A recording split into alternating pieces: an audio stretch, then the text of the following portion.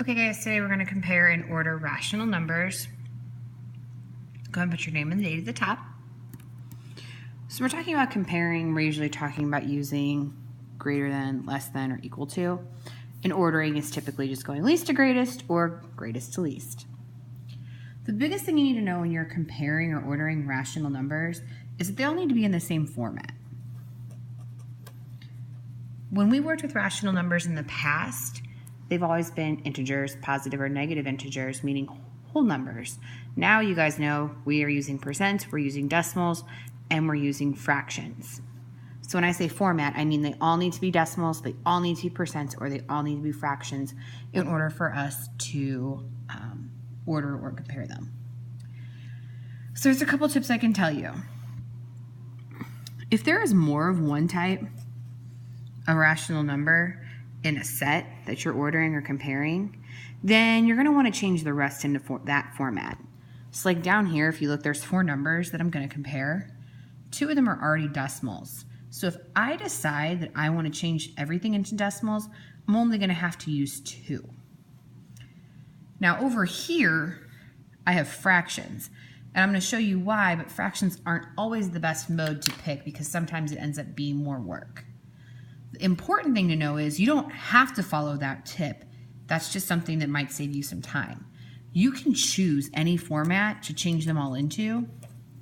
So pick what you're best at because that's what's going to give you the most accurate answer. So once you have all of your numbers in the same format, you can compare them with an equality or you can write them in an order, whatever the directions say to do.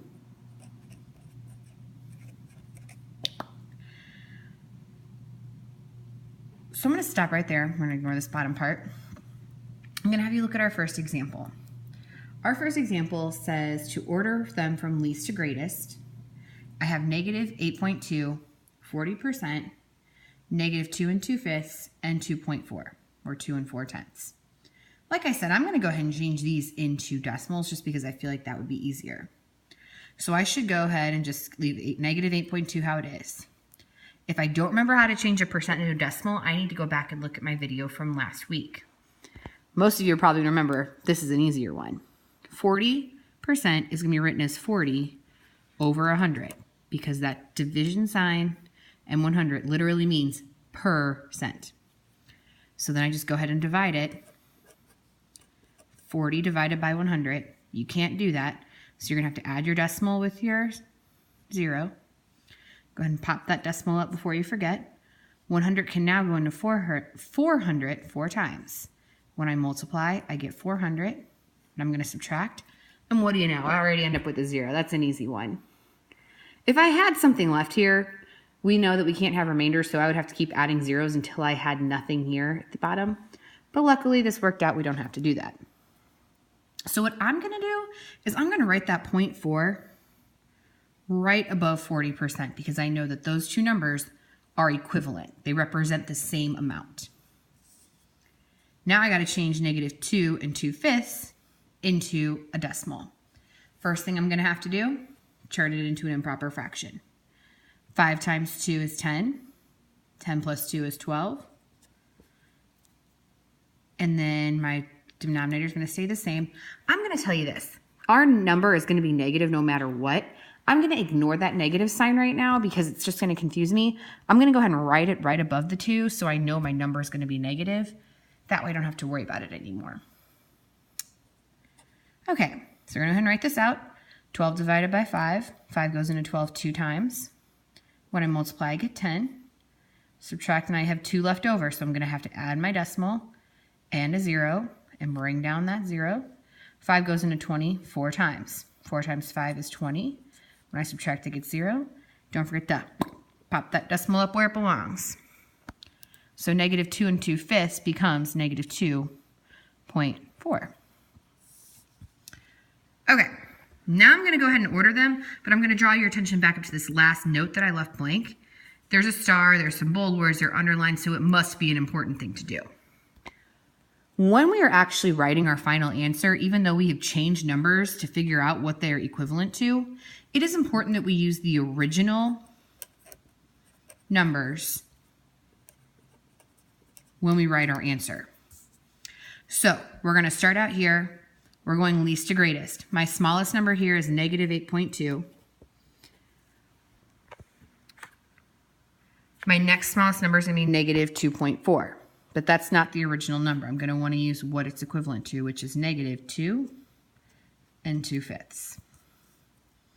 Next smallest number is going to be 0.4, which is 40%. And then my last number is 2.4. Box it up like a nice long present for me. Okay, go ahead and pause the video. I want you to try this one on your own. So you guys probably decided you were going to do fractions on this one because two of the numbers are fractions, and that's kind of the tip I gave you at the top. And you might have run into a little bit of a snag, but we're going to go ahead and use fractions just so I can show you what I mean. So if I use fractions, 43 over 50 stays the same. 7 over 25 stays the same. 91 hundredths is an easy fraction to make because I know that I'm just going to put my decimal as a top, and hundredths is the last place I'm using, so I'm going to put it over 100. This also says 91 hundredths. Notice when I say this and this, they sound the same because they're equivalent. 84% is also an easy one because I'm just going to write that as 84 per 100, which is a fraction, 84 over 100. The snag would come in here. You guys probably know you have to have common denominators in order to compare fractions.